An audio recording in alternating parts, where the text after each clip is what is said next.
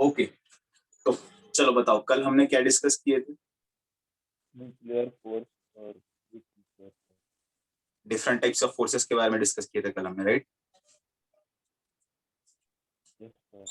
Okay, अच्छा मुझे बताओ, सबसे हमारे पास 4 फंडामेंटल फोर्सेस है, उसमें से सबसे स्ट्रॉन्गेस्ट फोर्स कौन सा है? Strong nuclear force. Strong nuclear force. सबसे वीकेस्ट कौन सा है? Gravitational force.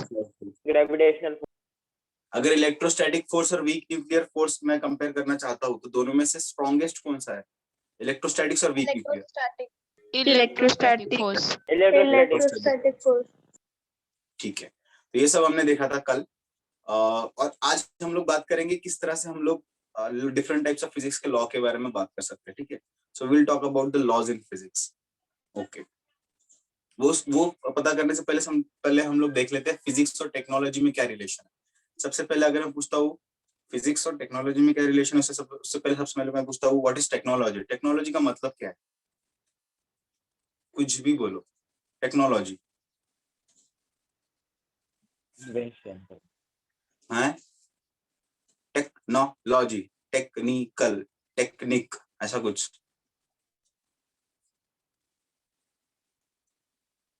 What is technology? Computer, mobiles etcetera. What? Computer? तो जो हमारा वर्क इजी बनाती हो। हाँ, कुड बी जो हमारा काम इजी बनाती है ना, वो टेक्नोलॉजी है। या फिर technique of doing something is technology. Technique of doing something is technology. Scientific technique of doing something is technology. Application of physics is technology, right? तो क्या होता है, कभी कभी अभी मोस्टली हम लोग क्या पढ़ते हैं, जब फिजिक्स पढ़ते हैं पहले फिजिक्स सीखते हैं, फिजिक्स सीखने के बाद हम लोग टेक्नोलॉजी पे जाते हैं, उसका एप्लीकेशन करते हैं फिजिक्स का, और कुछ ना कुछ टेक्निक्स इजाद करते हैं जो हमारे आगे लाइफ में काम आ सके, ठीक है? तो हम लोग ऐसे बोल सकते हैं कि फिजिक्स हमको टेक्नोलॉजी देता है, physics gives us the technology. कभी कभी लेकिन ऐसा होता है कि टेक्नोलॉजी हमको फिजिक्स दे देती है ना, तो इन दोनों के बीच में इंटर रिलेशन है। तो पहले हम उस बारे में बात करें। सबसे पहले will talk about physics and technology. देखो कभी क्या होता है, कहते हैं कि फिजिक्स और टेक्नोलॉजी में बहुत ही गहरा रिलेशन है। फिजिक्स, अगर मैं इसको फिजिक्स बनाऊं और टेक्नोलॉजी बनाऊं यहाँ पर, इन दोनों में ना एक इंटर रिलेशन है। कभी फिजिक्स हमको टेक्नोलॉजी देगा या फिर कभी टेक्नोलॉजी हमको फिजिक्स देगी। जैसे इन्होंने कहा कंप्यूटर, तो कंप्यूटर के लिए computer is our technology, right? Computer is our technology, लेकिन ये फिजिक्स के कुछ नॉलेज से आया, वो है सिलिकॉन चिप,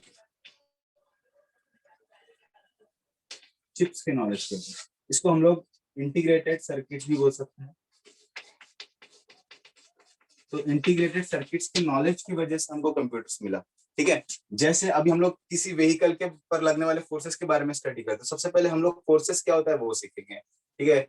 मोशन क्या होता है वो सीखेंगे, वेलोसिटी क्या होता है वो सारी चीजें सीखेंगे। उसके बाद हम लोग उसके एप्लीकेशंस पे जाएंगे, राइट? तो इसीलिए सबसे पहले हम लोग मैकेनिक्स पढ़ते हैं। मैकेनिक्स के अंदर वेलोसिटी क्या होता है, फोर्स क्या होता है, न्यूटन्स के लॉ क्या होते हैं, पहले लॉ सारी बातें सीख लेते हैं और फिर इसको अप्लाई करते हैं, न्यूमेरिकल सॉल्व करते बड़े बड़े। लेकिन कभी कभी क्या होता, जो टेक्नोलॉजी है ना वो हमको फिजिक्स देता। फॉर एग्जांपल हीट इंजन, और इसको स्टीम इंजन बोलूंगा तो चलेगा। स्टीम इंजन, क्या आपने स्टीम इंजन देखा है कहीं? Have you seen steam engine? Steam engine, Harry Potter देखा है? Yes sir. हैरी पॉटर देखा है? हैरी पॉटर के अंदर हरमाइनी, और उसका नाम क्या है, हरमानी, अपना हैरी और उसका फ्रेंड, पता नहीं नाम याद नहीं आ रहा, वो लोग हॉगवर्ट्स जब जाते, हॉगवर्ट्स क्या नाम है, रॉन हरमाइनी और हैरी, वो लोग जब हॉगवर्ट्स जाते हैं तो वो लोग एक ट्रेन में बैठ के जाते हैं, राइट? ट्रेन के अंदर लगा होता है स्टीम इंजन। उसकी वजह से देखो जब गाड़ी हमको वाइड एंगल से दिखाते हैं तो वो ट्रेन में से ना ऐसे भाप निकलती हुई दिखती है, ऊपर स्टीम बाहर निकलते हुए दिखता है ना? That is a steam engine, हम लोग ट्रेन में यूज करते हैं। तो सबसे पहले स्टीम इंजन के बारे में हमको पता चला कि हम लोग कुछ करना चाहते थे, कुछ काम करना चाहते थे, तो उसके जरिए सबसे पहले हमने स्टीम इंजन बना लिया। ये कॉन्सेप्ट है कि हम लोग किसी चीज में अगर हीट देते हैं तो उसके बदले में हमको वर्क मिलता है। मैंने कहीं हीट दिया, चीज एक्सपांड होती है, हमको वर्क मिल जाता है। ये कॉन्सेप्ट बेसिक एक ही कॉन्सेप्ट के ऊपर से हमने स्टीम इंजन बना लिया, और फिर जब हम लोग स्टीम इंजन के अंदर डेप्थ में गए, स्टीम इंजन समझने गए, तो उसमें से फिजिक्स के फंडामेंटल लॉज आने लगे, जैसे कंजर्वेशन ऑफ एनर्जी मिलने लग गया हमको, फिजिक्स के fundamental second law of thermodynamics मिलने लग गया। तो यहाँ पर जब हम लोग कभी कभी क्या होगा, हम लोग फिजिक्स को सीधे ढंग से पढ़ते रहेंगे, मैकेनिक्स पढ़ेंगे, फिर उसको क्वेश्चन सॉल्व करेंगे, लेकिन कुछ कुछ जगह जैसे थर्मोडायनेमिक्स जब हम पढ़ेंगे उल्टी डायरेक्शन में पढ़ेंगे, तो हमारा दिमाग वो टाइम पे कंफ्यूज नहीं होना चाहिए, हमको ये चीज पता होनी चाहिए, हाँ एक्चुअली ये पहले इंजन बना, उसके वजह से हमको चीजें पता चलती गई धीरे धीरे धीरे धीरे। तो ये हम लोग इस तरह से पढ़ते पढ़ते उल्टा पढ़ने लग जाते हैं, तब हम लोग फिजिक्स पढ़ते पढ़ते कंफ्यूज होने लग जाते हैं। तो ये बात दिमाग में रखना, sometimes physics gives technology and sometimes technology gives physics. तो सबसे पहले हीट इंजन, ये इंजन बना, अब इस इंजन की हमको परफॉर्मेंस बढ़ानी थी, और परफॉर्मेंस बढ़ाने के चक्कर में हमने कई सारे कॉन्सेप्ट बना डाले, तो इसके थ्रू हमको मिलता है फिजिक्स, वो फिजिक्स है थर्मोडायनामिक्स।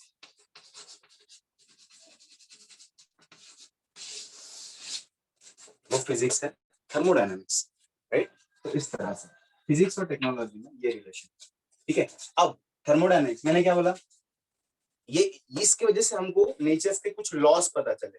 तो आओ नेक्स्ट टॉपिक में हम लोग बात करते हैं लॉस क्या होता है, व्हाट आर लॉस, लॉस और थ्योरी में डिफरेंस देखेंगे इसके बाद। सबसे पहले इसको नोट कर लो,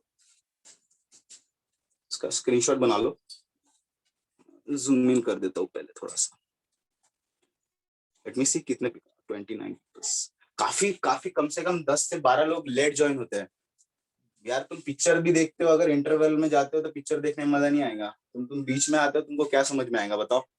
जो लेट ज्वाइन हुए हैं, तुम लोग बीच में से ज्वाइन हो चुके हो, तो तुमको क्या समझ में आएगा मैं क्या बात कर रहा हूँ, है ना। तो ऐसा मत किया करो, जल्दी ज्वाइन हो जाया करो। मैं लिंक भेजने के बाद ही 5 मिनट रुकता हूँ, तो उस दौरान आ जाया करो। चलो मैं इसको बताता हूँ, will talk about now laws and theory. Law क्या होता है, थ्योरी क्या होती है। देखो लॉ, लॉ थ्योरी, चलो अपने जबान में अपनी लैंग्वेज में बताओ लॉ का मतलब क्या होता है, what is mean by law. Any law rule? Rule, okay, हाँ। और हिंदी में क्या बोलते हैं लॉ को, या फिर मराठी में, हमारी लैंग्वेज में, तेलुगु में नियम, है रूल, नियम, नियम. नियम नियम नियम नियम, ठीक है। Any rule is law. What is theory then, theory क्या होती है, Explanation कोई भी चीज का. एक्सप्लेनेशन। तो इसी आपकी बातों पे हम लोग देखो, what are law, laws are some rules which can not be violated. Violate करना मतलब बदलना, ठीक है, वायोलेट करना मतलब बदलना।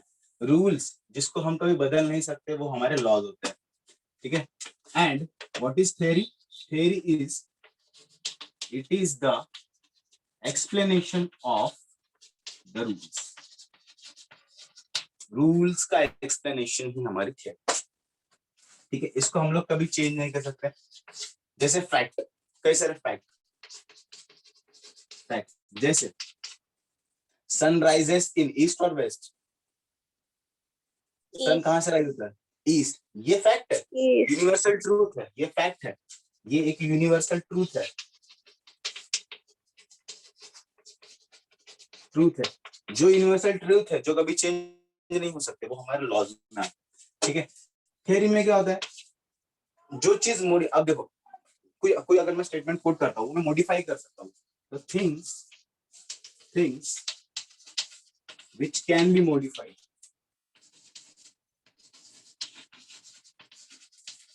comes under theory,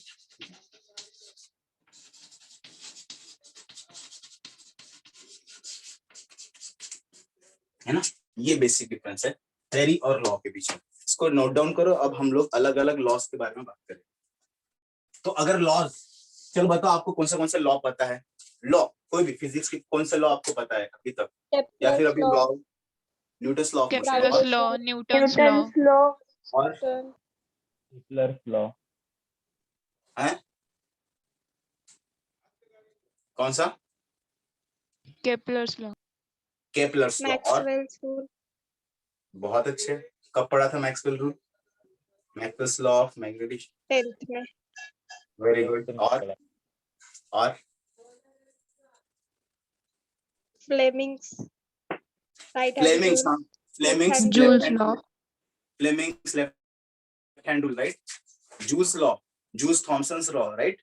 अच्छा, तो इस तरह से सबके नाम से अलग अलग रूल है। मतलब लॉ बोले तो भाई ने बोला करने का तो करने का,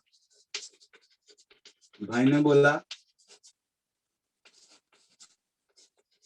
करने का तो करने का, मतलब क्या है, इसके अंदर हम लोग लॉस कोट कर देते हैं और उसके बारे में एक्सप्लेनेशन नहीं पूछते। वो उन्होंने रिसर्च पेपर पब्लिश किया है, उसके अंदर एक्सपेरिमेंटेशन किया है और वो लॉ आ चुका है। तो जब भी हमको लॉ मिलेगा तो हम उसका एक्सप्लेनेशन पूछते नहीं बैठेगा, चलो ये लॉ है तो हमको ये एक्सेप्ट करना है और उसको हमको उसका एप्लीकेशन करना है, ठीक है। मैंने बोला करने का तो करने का, पूछने का नहीं। कभी कभी कुछ लॉस के एक्सप्लेनेशन मिल जाते हैं, ठीक है, वो डेरिवेशन के थ्रू हम लोग देखते हैं, ठीक है। These are laws. हम लोग लॉ के बारे में डिस्कस करेंगे। हम लोग ऐसे लॉ के बारे में डिस्कस करेंगे जो यूनिवर्स में एग्जिस्ट करते हैं, ऐसे लॉ के बारे में डिस्कस करेंगे जो यूनिवर्स में एग्जिस्ट करते हैं, जैसे law of conservation, law of conservation. Next topic is law of conservation, इसको नोट डाउन करो, हम बात करेंगे law of conservation.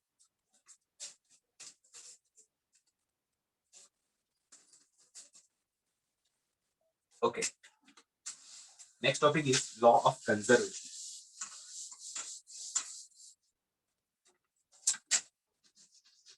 Law of conservation.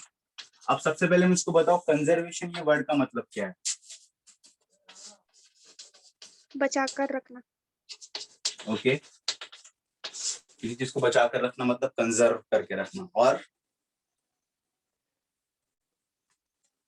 बचा कर रखते हो किसी चीज को, अगर हम बचा के रखते हैं तो वो जैसी थी वैसी ही रहती है, राइट, जैसी थी वैसी ही रहती। तो कंजर्व करके रखने का real meaning is stay same, staying same. जो चीज जैसी थी वैसी ही होती है, ये मतलब हमारा कंजर्वेशन। अब जैसे जैसे कुछ क्वांटिटीज होती है,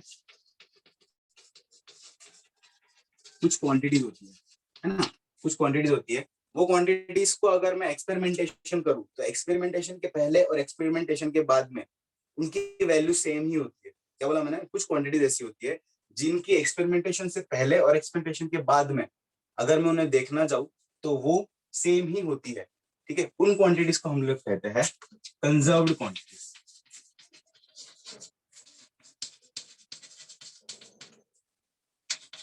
वाटर कंजर्व, तो अलग अलग तरह की क्वांटिटीज है जो हमेशा कंजर्व्ड होके रहती है ना। हम लोग बात करेंगे कंजर्व्ड क्वांटिटीज के बारे में, लेकिन ये लॉ वैलिड है,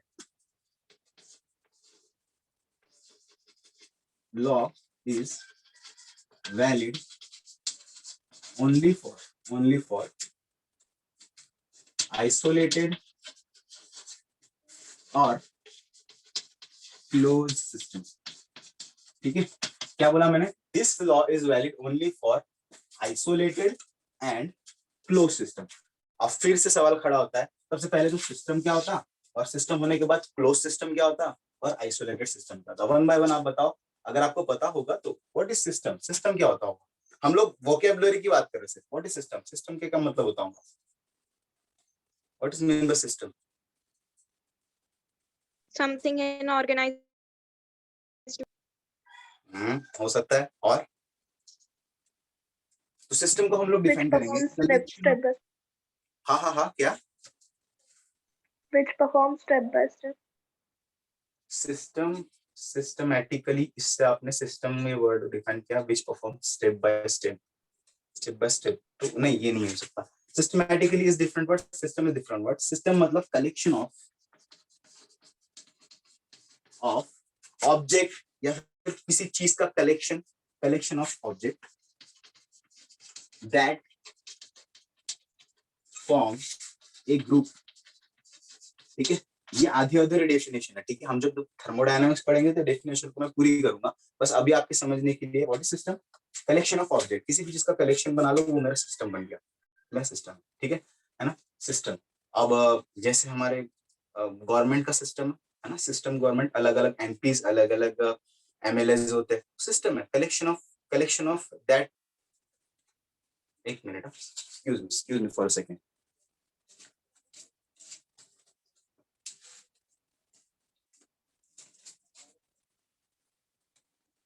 ठीक है, तो हम लोग बात कर रहे थे, जैसे हमारा सिस्टम हो गया, जैसे हमारे पॉलिटिक्स में हम देखे जाए तो एमएलएस, एमपीज, ये कलेक्शन ऑफ पॉलिटिशियंस, ये मेरा एक सिस्टम। ठीक है, collection of anything forms a system. ठीक है, अब सवाल आता, what is close system, open system and, सबसे पहली बात तो systems are of three types, one is close system, second one is open system and last is isolated system. तो क्या ये तीन चीज आपने पहले भी सुनी है अपने लाइफ में, close system, open system, isolated system, yes और no? No No. No, sir. No, no sir. No, isolated, ये सारे सिस्टम के बारे में नहीं सुना है। तो क्लोज सिस्टम, आइसोलेटेड सिस्टम, और हम लोग तीनों सिस्टम के बारे में बारी बारी बात करेंगे। चलो मैं यहाँ पे लिस्ट आउट कर देता हूँ। सिस्टम के तीन टाइप होते हैं। सबसे पहला system is close system, second is open system, last one is isolated system.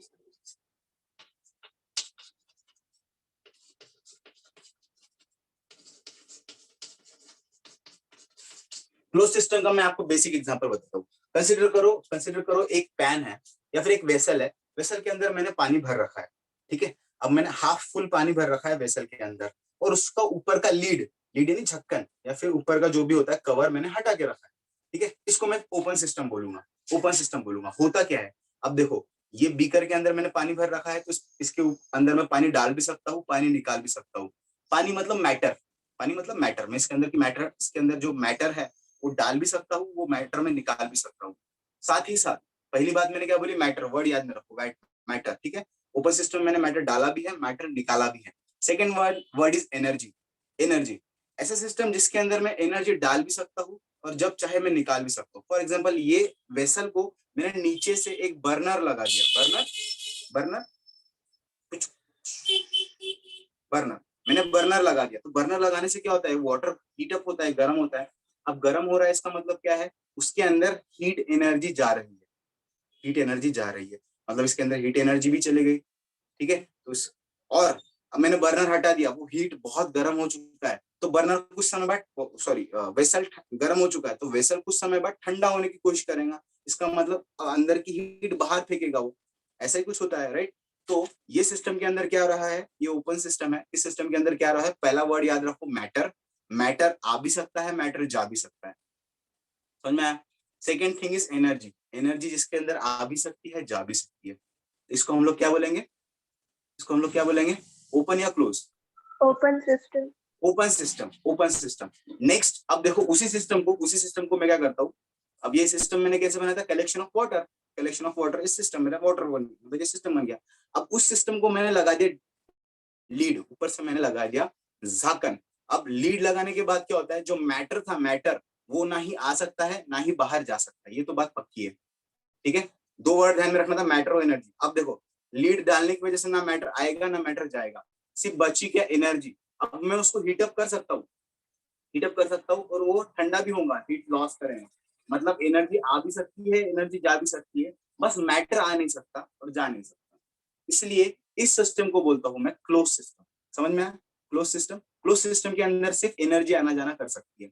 Open system के अंदर मैटर भी आएगा, एनर्जी भी आएंगी, मैटर भी जाएगा, एनर्जी भी जाएंगी। तो ये बात है। अब सवाल होता है, third one is isolated system. Word is isolated system. क्या है?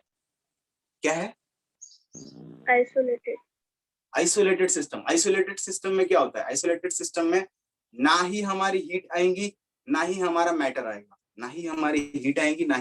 आएगा, अब मुझे इस सिस्टम को अगर आइसोलेटेड सिस्टम बनाना है तो मैं क्या कर दूंगा, उसके ऊपर इंसुलेशन लगाऊंगा। इंसुलेशन यानी एक ऐसा कवर लगा दूंगा जिसकी वजह से ना ही उसके अंदर मैटर आ पाएगा और ना ही उसके अंदर का मैटर जा पाएगा। ये समझ में आ रहा है आपको?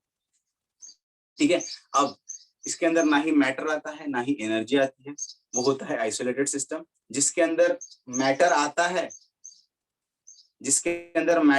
है और एनर्जी भी आती है, उसे हम लोग क्या कहते हैं, ओपन या close? Both matter and energy, open system. ऐसा सिस्टम जिसके अंदर से मैटर भी आता है, ठीक है, पर ऐसा सिस्टम जिसके अंदर सिर्फ एनर्जी आना जाना करती है, उसको हम लोग क्या कहते हैं, ओपन या क्लोज? सिर्फ Closed. Energy close system. these are types of system. हमने क्या बोला, लॉ ऑफ कंजर्वेशन ये जो है, लॉ ऑफ कंजर्वेशन ये जो है only applicable for the isolated and close system. अब थोड़ा यूनिवर्सल लेवल पर जाकर सोचो, क्या मैं अगर मैं यूनिवर्स की बात करूं, यूनिवर्स राइट, यूनिवर्स, तो इमेजिन करो हमारा जो यूनिवर्स है ये कौन सा टाइप का सिस्टम हो सकता है, ओपन सिस्टम होगा, क्लोज सिस्टम होगा या isolated system? Open system. Open क्या system. मारना है? हाँ, क्यों? व्हाई? ओपन सिस्टम में क्या हो रहा था, एनर्जी भी आ रही थी, मैटर भी आ रहा था, तो यूनिवर्स में एनर्जी भी आती है, मैटर भी आता है, राइट? कहाँ से आता है लेकिन? तो यूनिवर्स, Closed system. हाँ, क्लोज सिस्टम। क्लोज सिस्टम में क्या होता है, क्लोज सिस्टम में मैटर नहीं आना जाना करता, लेकिन एनर्जी आती है यूनिवर्स के अंदर। इतना बड़ा यूनिवर्स, उसके अंदर कहाँ से एनर्जी आएंगी? तो यूनिवर्स, सबसे पहली बात तो यूनिवर्स बहुत बड़ा है, ठीक है, जिधर उधर देखो यूनिवर्स है, और यूनिवर्स को हम लोग एक आइसोलेटेड सिस्टम कहते हैं। एक आइसोलेटेड सिस्टम, एक ऐसा सिस्टम जिसके अंदर ना ही एनर्जी आएगी, ना ही उसके अंदर की एनर्जी कहीं जाएगी, या फिर ऐसा सिस्टम जिसके अंदर ना ही कहीं से मैटर आएगा और ना ही उसके अंदर का मैटर कहीं जाएगा, ठीक है। फॉर एग्जाम्पल सिस्टम, यूनिवर्स के अंदर कई सारे प्लैनेट्स हैं, प्लैनेट्स बर्स्ट होकर डिस्ट्रॉय होते हैं, लेकिन वो वही यूनिवर्स में ही रहते हैं, है ना। और कई सारी अलग अलग एनर्जीज प्रोड्यूस होती है, वो यूनिवर्स में ही रहते हैं। तो यूनिवर्स को हम लोग क्या बोलेंगे, isolated system. Universe is our isolated system. तो अगर हमारा यूनिवर्स आइसोलेटेड सिस्टम है, तो इसका मतलब आइसोलेट करना मतलब कोई भी चीज उसके अंदर सेम ही रहने वाली है, ठीक है। आइसोलेटेड सिस्टम है, इसका मतलब ये लॉ ऑफ कंजर्वेशन फॉलो करेगा, राइट। अगर हमारा सिस्टम आइसोलेटेड सिस्टम है तो ये लॉ ऑफ कंजर्वेशन फॉलो करेगा। लॉ ऑफ कंजर्वेशन फॉलो करता है तो उसके अंदर कुछ क्वांटिटीज आती है, वो भी लॉज ऑफ कंजर्वेशन फॉलो करेंगी, जैसे कंजर्व्ड क्वांटिटीज, राइट। तो अब हम लोग बात करने वाले हैं नेचर के अंदर रहने वाली कंजर्व क्वांटिटीज के बारे में, राइट। नेचर के अंदर रहने वाली कंजर्व क्वांटिटीज। जनरली 3 क्वांटिटी रहती है नेचर में जो कि कंजर्व रहती है। सबसे पहली होती है एनर्जी, इसलिए हम लोग law of conservation of energy का यूज करते हैं, law of conservation of energy. Second one is charge, law of conservation of charge. Third one is momentum, law of conservation of momentum. तो हम लोग तीनों भी लॉस को बारी बारी समझेंगे। सबसे पहला हम लोग डिस्कस करने वाले हैं law of conservation of energy. उसके लिए सबसे पहले ये आप स्क्रीनशॉट बना लो, मैं जरा इसको जूम इन कर लूं, दिख रहा है क्या? Is it visible clearly? Yes, sir. Screenshot. Second one जो है हमारा वो है law of conservation of energy. Theory है, जल्दी से खत्म कर लेंगे। चलो इसको मैं मिटाता हूँ। तो देखो, first one is law of conservation of energy. सबसे पहले तो मैं कंजर्व्ड क्वांटिटीज लिख लेता हूँ।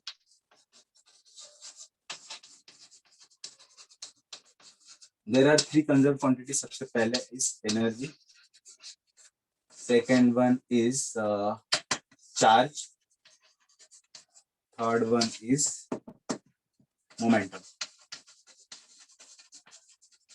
हम लोग किसके बारे में बात कर रहे हैं? कंजर्वेशन, लॉ ऑफ कंजर्वेशन, ठीक है।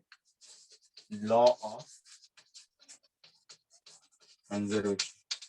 सबसे पहले हम लोग बात करेंगे conservation of energy. Law of conservation of, इसके बारे में बात करेंगे, conservation of energy. Law of conservation of energy.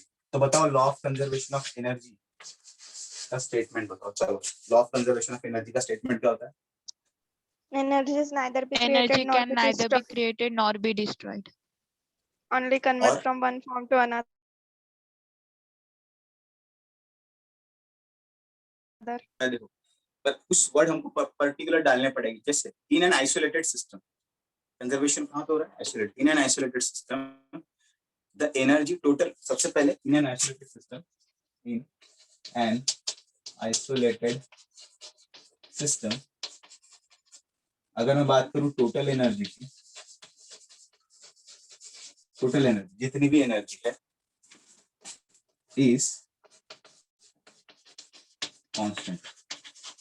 मतलब क्या है? आइसोलेटेड सिस्टम में हमारी कंजर्व क्वांटिटी कौन सी है? एनर्जी। तो आइसोलेटेड सिस्टम में हमारी कंजर्व क्वांटिटी कौन सी? एनर्जी हमेशा कांस्टेंट रहने वाली है, ठीक है, जो कि चेंज नहीं होती। हमने सबसे पहला वर्ड ही लिखा था, कंजर्व का मतलब होता है स्टेज चेंज। तो first thing is law of conservation of energy, जिसके अंदर इन an isolated system total energy is conserve. अब आपका स्टेटमेंट आएगा, वो है एनर्जी। अब कांस्टेंट रहने का मतलब क्या है? कांस्टेंट एनर्जी कांस्टेंट रहने का मतलब क्या है? एनर्जी कैन, क्या लिखूं? neither be created nor be destroyed, but it transforms into different forms, ठीक है। मतलब एनर्जी क्रिएट भी नहीं होती है, डिस्ट्रॉय भी नहीं होती है, मतलब कांस्टेंट रहती है, और एक फॉर्म, ये वर्ड याद रखो, ट्रांसफॉर्म होता है ना, एक फॉर्म से दूसरे फॉर्म में ट्रांसफर होती है। This is the law of conservation of energy. क्या आप मुझको law of conservation of energy का एग्जांपल बता सकते हो कि एनर्जी क्रिएट, एक फॉर्म से दूसरे फॉर्म में एनर्जी कन्वर्ट हो रही है? Speaker. हाँ, Speaker. स्पीकर, बताओ कैसे? Electric energy is converted into sound energy.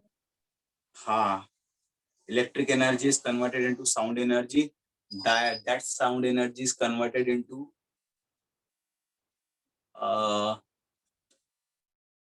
disturbance in the surrounding, है ना, sound energy propagate हो रही है, disturbance in surrounding, फिर वो किसी और एनर्जी में कन्वर्ट होती है, फिर वो किसी और एनर्जी में कन्वर्ट होती है, इस तरह से एनर्जी कन्वर्ट ही हो रही है। वेरी गुड, है ना। और what is potential energy? Potential energy क्या होती है? पोटेंशियल एनर्जी वर्ड सुना है? Stored Yes. energy. Stored energy. Energy stored, right. Energy stored in object is potential energy. For example, अगर मैं अपना हाथ उठाता हूँ ऐसा ऊपर, तो ये मेरे हाथ में आ चुकी है पोटेंशियल एनर्जी, है ना। क्यों? क्योंकि इसके अंदर कोई नीचे से खींच रहा है, तनाव महसूस कर रहा हूं मैं, कौन? ग्रेविटी खींच रही है। लेकिन उसको, उसके अगेंस्ट मैंने रोक के रखा है। इसका मतलब इसके अंदर कुछ ना कुछ एनर्जी आ चुकी है, ठीक है। अब मैंने मेरा हाथ खोला, मेरे अंदर जो हाथ में पोटेंशियल एनर्जी है, और उसको रख के जोर से घुमाया मैंने। अब ये potential energy is converted into kinetic energy. चलो, काइनेटिक एनर्जी कन्वर्ट हुई। अब किसी का गाल आता है सामने, ये दिया रख के, ठीक है, तो ये अब ये kinetic energy is converted into, यहाँ पर उसको हीट महसूस होगी, हीट एनर्जी, ठीक है। वो हीट एनर्जी किसी मॉलिक्यूल्स में जाएंगी, डिफरेंट एनर्जी प्रोड्यूस करेंगी, तो वो एनर्जी ट्रांसफॉर्म होती है। और इससे हम लोग कह सकते हैं कि यूनिवर्स में जो है वो एनर्जी इज कंजर्व्ड, हमेशा ना ही क्रिएट हो रही है, ना ही डिस्ट्रॉय हो रही है, एक फॉर्म से दूसरे फॉर्म में कन्वर्ट हो रही है, ठीक है। This is conservation of energy. Next will talk about the conservation of charge. चलो इसको बनाओ स्क्रीनशॉट। थ्योरी है, आज हमको थ्योरी डिस्कस करना ही पड़ेगा, ठीक है। Next is conservation of charge, ठीक है। Law of conservation of charge, मैं इसको बताता हूँ फिर से। Law of conservation of charge,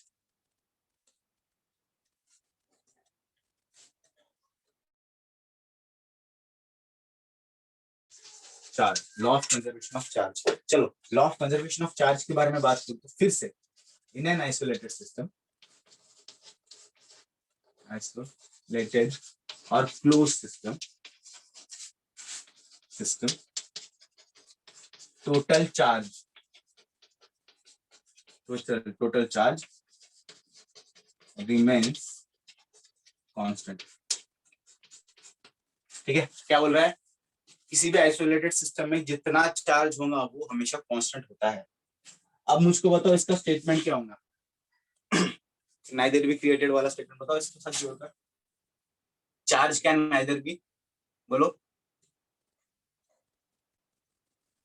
charge can neither be created nor be Destroyed. हाँ, and it will, It can change it. हाँ हाँ, यहाँ पे देखो यहाँ पे हम लिखेंगे charge can neither be created nor be destroyed, but word ध्यान में रखना, but it transfer, इसके पहले हमने वर्ड यूज किया था ट्रांसफॉर्म, यहाँ पे हम लोग यूज कर रहे हैं transfer from one body to other. ठीक है, हम लोग क्या बोल रहे हैं, चार्ज जो है कभी क्रिएट नहीं होता, डिस्ट्रॉय नहीं होता, ये ट्रांसफर होता है, ट्रांसफर, है ना। वर्ड ध्यान में रखो ट्रांसफर। इसके पहले वाले जो हमने वर्ड यूज किया था वो ट्रांसफॉर्म यूज किया था। ट्रांसफॉर्म मतलब खुद बदलना। यहाँ पर क्या हो रहा है, चार्ज ट्रांसफर हो रहा है एक बॉडी से दूसरे बॉडी पर। फॉर एग्जाम्पल अगर मुझे किसी चीज को इलेक्ट्रोस्टैटिक फोर्स से उठाना है तो मैं यहाँ पर मेरे किसी ऑब्जेक्ट को मैं रब करूंगा मेरे सर से, तो हो क्या रहा है, चार्जेस, मेरे बालों के चार्जेस, नेगेटिव इलेक्ट्रॉन्स वो ऑब्जेक्ट पे आ रहे हैं। फिर मैं ऑब्जेक्ट यहाँ पास में लाता हूँ तो ये क्या हुआ, ट्रांसफर हुआ, इस ऑब्जेक्ट पे आए। इस ऑब्जेक्ट को मैं यहाँ पे रखता हूँ तो इस ऑब्जेक्ट के चार्जेस दूसरे ऑब्जेक्ट पे आते हैं। फिर वो ऑब्जेक्ट कहीं जाता है तो वो वहां के चार्जेस किसी दूसरी जगह जाते हैं। तो जो चार्जेस होते हैं ना ही क्रिएट होते ना ही डिस्ट्रॉय होते, उतने ही रहते हैं, 10 में तो 10 ही रहेंगे, बस एक जगह से दूसरी जगह घूमते रहे। This is the law of conservation of charge. चलो इसको भी कॉपी मारो, ये हमारे काम में आएगा। ये जब हम अटकेंगे इलेक्ट्रिसिटी में तो ये हमारे बहुत काम में आएगा, तो अभी इसके नोट बनाना जरूरी है। चलो next is law of conservation of momentum. Next is law of conservation of momentum. जरा मैं देख लो कितने लोग आए, 26 people only. Okay, next is law of conservation of momentum. मिटा दो इसको।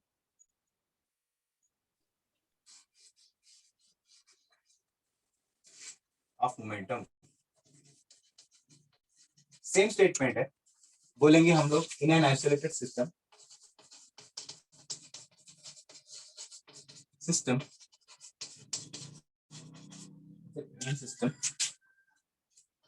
Total momentum is constant. ठीक है, टोटल मोमेंटम इज कांस्टेंट मतलब क्या है, momentum, what is the formula of momentum?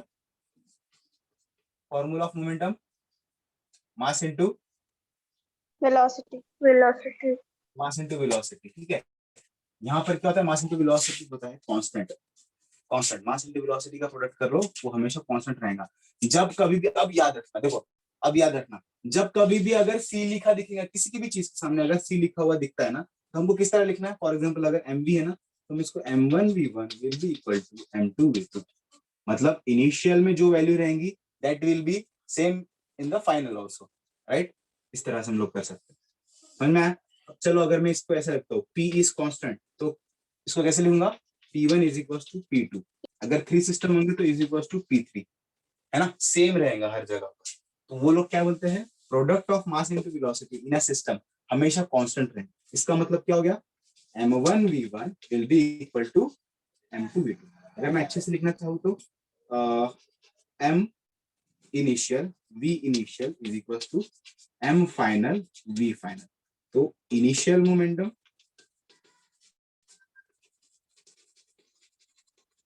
will be equal to final momentum, ये बोला है।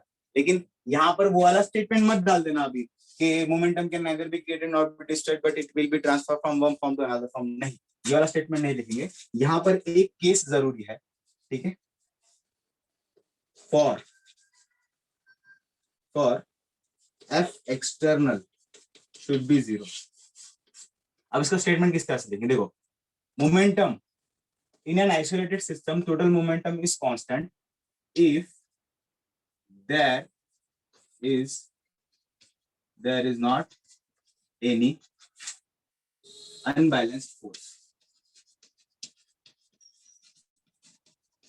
ठीक है, जब किसी सिस्टम पर अनबैलेंस्ड फोर्स नहीं लगेगा तो उसका मोमेंटम कांस्टेंट ही रहेगा। फॉर एग्जांपल कोई ऑब्जेक्ट मूव हो रहा है तो कांस्टेंट मोमेंटम से मूव करते ही रहेगा जब तक उस पर कोई फोर्स नहीं लग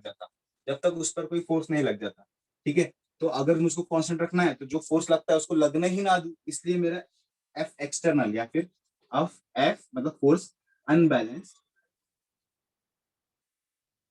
उसको मैं 0 बना, ठीक है।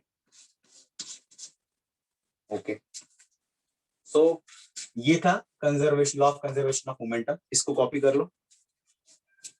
ये आपको अभी अभी समझ में नहीं आएगा इसके इंपॉर्टेंस, लेकिन जब आप आगे पढ़ोगे तो आपको समझ में आने वाला है, इसलिए नोट में रहने दो ये वाली चीज। ठीक है, ठीक है, law of conservation of momentum.